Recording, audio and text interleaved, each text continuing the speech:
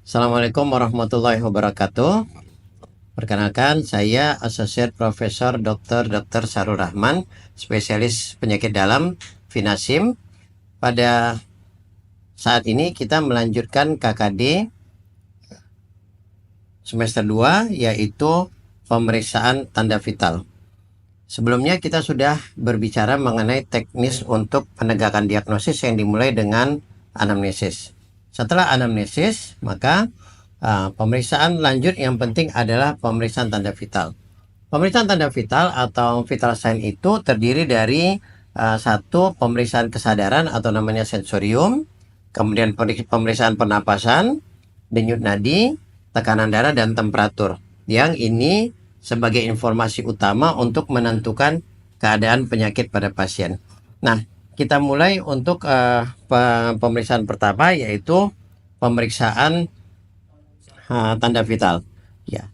Nah, pada pemeriksaan ini diharapkan mahasiswa nanti dapat melakukan pemeriksaan tanda vital bila berhadapan dengan pasien atau pasien simulasi tersebut. Nah, alat-alat yang dibutuhkan untuk pemeriksaan tanda vital ini, kalau untuk sensorium dia memang hanya untuk menilai tingkat kesadaran pasien.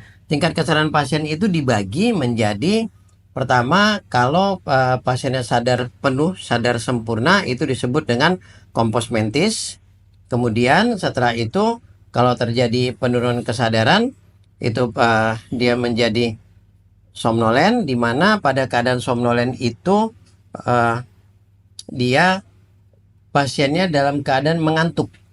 Nah, kemudian setelah itu masuk ke keadaan delirium, itu dia terlihat bingung, kemudian apatis, pasien terlihat seperti acuh tak acuh, dan terakhir masuk ke keadaan koma, di mana sopor dan koma. Sopor itu dia sudah mulai terjadi gangguan kesadaran, di mana pasiennya masih bisa dibangunkan dengan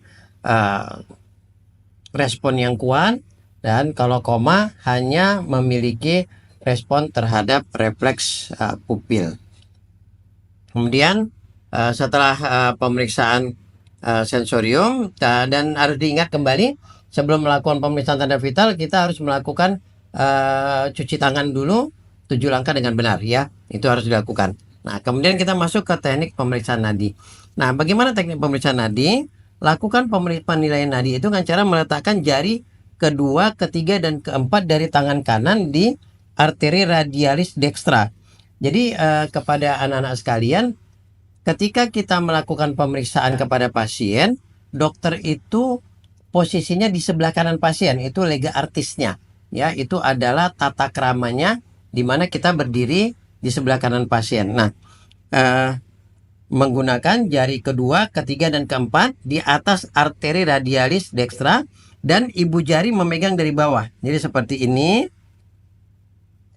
ya, langsung diraba di bagian lateral, di bagian pinggir dari lengan si pasien. Jadi dia yang kita nadinya itu adalah letaknya di sisi luar, bukan sisi yang mengarah ke arah tubuh pasien. Jadi ini disebut bagian lateral, ini disebut bagian medial.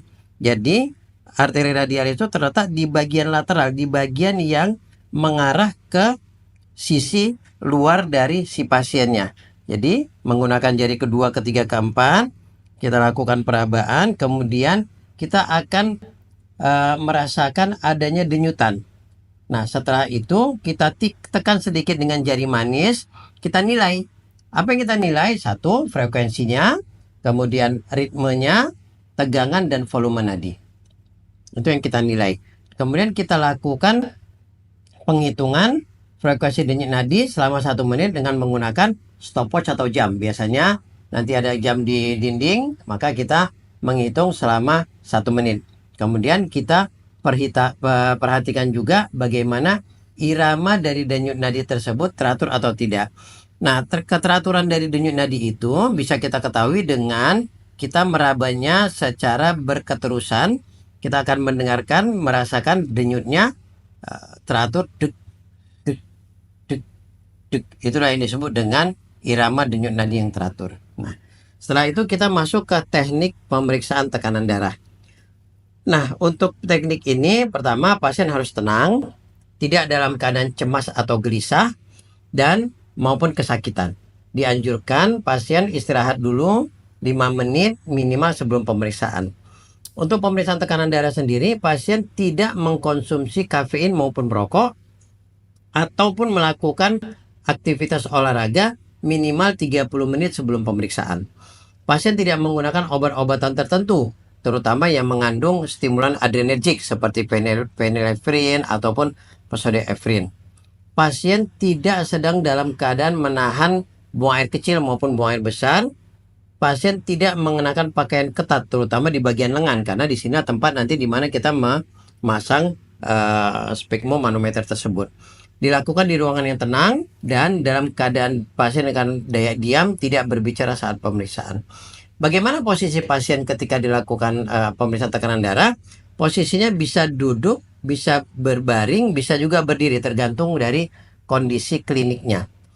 Kalau pada posisi duduk, kita gunakan meja untuk menopang lengan dan kursi bersandar. Posisi fleksi lengan bawah dan kedua kaki tetap menyentuh lantai dan tidak disilangkan. Nah, kalau pada posisi tidur, maka posisi adalah seperti ini. Kita masuk ke prosedurnya. Alat yang dibutuhkan itu pertama yang disebut dengan sphygmomanometer. Ini adalah sphygmomanometer ya, yang ini akan kita lakukan pemeriksaannya. Nah, kita letakkan sphygmomanometer ini sejajar dengan mata pemeriksa dan kita harus menggunakan ukuran manset ya, ini yang disebut dengan manset yang sesuai dengan pasiennya. Jadi kalau pada yang dewasa biasa kita gunakan manset yang besar, kalau pada anak nanti ada manset yang kecil. Nah, pasang manset ini sekitar 2,5 cm di atas fossa antekubital. Jadi ini disebut dengan fossa, maaf ini ya. Nah, yang melekuk ini adalah fossa antekubital. Ini fossa antekubital, maka kita letakkan manset sekitar 2,5 cm di atas ini. Letakkan manset kurang lebih 2,5 cm di atas dari fossa kubital tadi. Nah, sebaiknya memang tidak manset ini langsung menyentuh di kulit pasien, tidak bersentuhan dengan kain.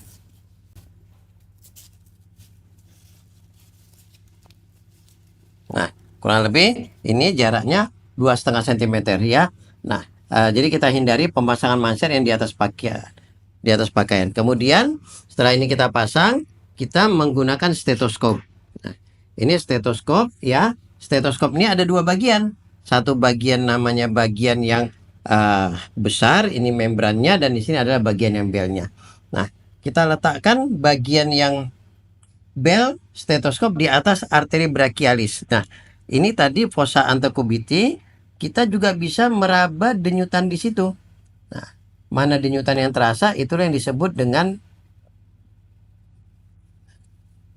dengan arteri brachialis.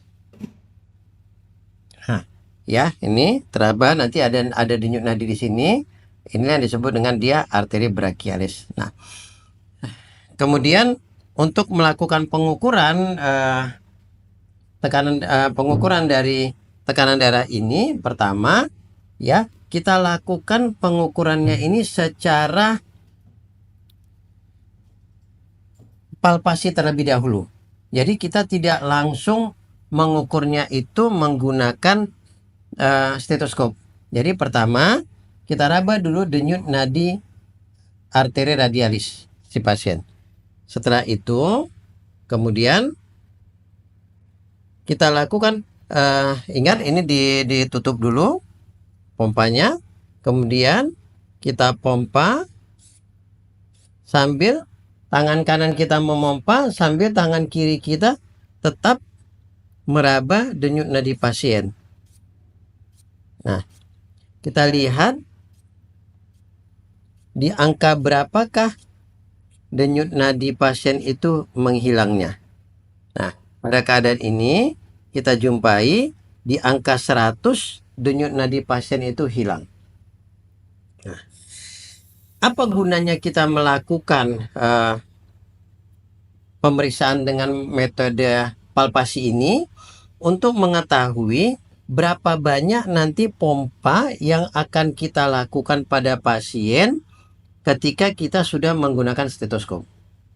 Jadi pertama dengan manual kita pompa sampai terasa denyut nadinya hilang. Tadi denyut nadinya hilang di saat kompasnya menunjuk ke arah 100. Nah setelah itu baru kita kosongkan lagi mansetnya menggunakan stetoskop. Kita letakkan bagian diafragma dari stetoskop itu di atas arteri brachialis. Kemudian kita lakukan pemompaan dengan menambah 20 sampai 30 mm air raksa dari angka tadi. Tadi kita dapat di angka 100, maka sekarang kita pompa sampai di angka 130. Setelah itu kita buka pelan-pelan sambil kita mendengarkan suara denyutannya. Nah, suara denyutan pertama yang terdengar setelah kita buka itu yang disebut dengan tekanan darah sistolik. Dan itu terus kita dengarkan sampai suara itu hilang, itu yang disebut dengan diastolik.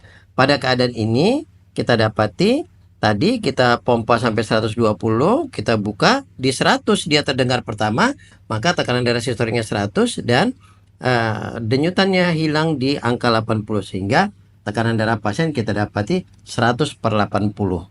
Itulah pengukuran tekanan darah yang kita lakukan, dan dia dilakukan itu awalnya dengan menggunakan palpasi. Palpasi ingat dilakukan untuk mengetahui berapa banyak yang akan kita lakukan penekanannya. Setelah kita dapat, nah apakah perlu kita ulang? Kalau dijumpai tekanan darah yang terlalu tinggi, itu bisa kita ulang ya, dengan jarak rentang minimal itu 3 menit kita ulang kembali ya. Dan kalau hasil pertama dengan hasil kedua juga terlalu jauh, kita ulang untuk yang ketiga kalinya. Nah, itulah kita pemeriksaan tekanan darah. Baik. Kemudian pemeriksaan selanjutnya adalah pemeriksaan pernapasan. Nah, pemeriksaan ini bisa dengan duduk, bisa dengan baring, tapi biasanya kita lebih sering pasien dengan posisi berbaring. Untuk pemeriksaan pernapasan ini, kita lakukan pemeriksaan seolah-olah pasien tidak tahu kalau pasien sedang diperiksa. Karena pemeriksaan pernapasan ini beda dengan nadi, di mana nadi itu nggak bisa diatur pasien. Kalau pernapasan dia bisa atur, dia bisa buat seolah-olah dia menjadi sangat sesak, atau dia bisa membuat seolah-olah dia tidak sesak dengan menahan napasnya. Jadi kita lakukan caranya, biasanya kita minta pasiennya, Pak, coba letakkan tangannya silangkan di dada ya. Kemudian kita lihat berapa kali terjadi embusan dari dadanya, kita hitung dalam 1 menit. Kita tentukan frekuensi dan irama pernapasan pasien per menit. Normalnya itu adalah 16 sampai 24 kali. Dan terakhir adalah teknik pemeriksaan suhu. Teknik pemeriksaan suhu ini saat ini kita sudah tidak lagi menggunakan termometer yang berbasis air raksa, tapi kita sudah menggunakan termometer yang digital. Jadi pertama pemirsa kita lakukan, kita hidupkan termometernya, kemudian kita, Pak, izin Pak, ini dikepit langsung di ketiaknya ya Pak. Jadi dia langsung bersentuhan dengan ketiak dari pasiennya, kemudian dibiarkan selama kurang lebih 5 menit. Setelah 5 menit nanti dia berbunyi, maka kita ambil, kemudian kita lihat, baru kita menentukan berapakah temperatur tubuh pasiennya. Nah, kemudian satu lagi nanti ada juga adalah untuk pemeriksaan visual analog score ya, untuk dia nyeri ya, itu nyeri, dan itu kita bertanya kepada pasiennya kalau dia ada nyerinya, berapakah nyeri dari pasiennya. Nanti ada petunjuknya, bisa dilihat pada gambar yang di samping ini. Mungkin demikian pemeriksaan vital sign kita kepada mahasiswa untuk dapat diulangi, dan mudah-mudahan ini bisa bermanfaat untuk kita semua. Terima kasih. Assalamualaikum warahmatullahi wabarakatuh.